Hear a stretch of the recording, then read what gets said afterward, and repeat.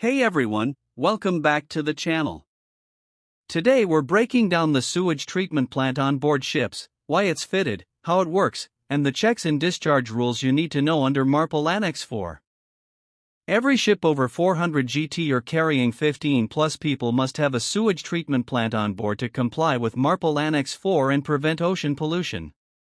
The STP takes black water from toilets, chops it up, and uses bacteria in an aeration tank to break down organic waste. After settling in disinfection with chlorine or UV, the treated effluent is tested for BOD, COD, suspended solids, pH, and coliforms. If it meets the standard, BOD under 25 mg per liter, pH 6 to 8.5, and no visible solids, it can be discharged overboard when the ship is more than 3 nautical miles from land and moving at 4 knots or faster.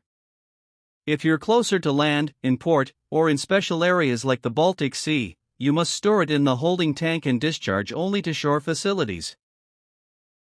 For maintenance, do weekly checks on blowers, sludge levels, chemical dosing, and pH, plus record everything in the sewage record book.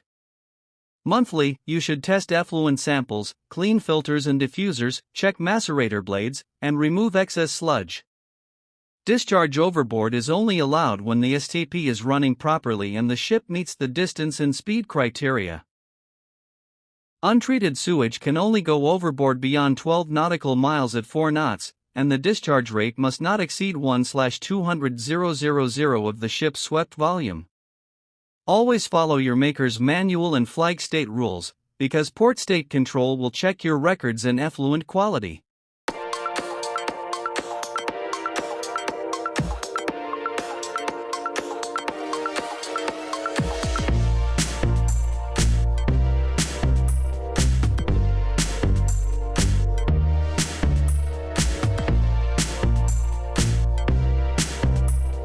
If this video helped you understand STP operations, hit like, share it with your shipmates, and subscribe for more maritime and marine engineering content every week.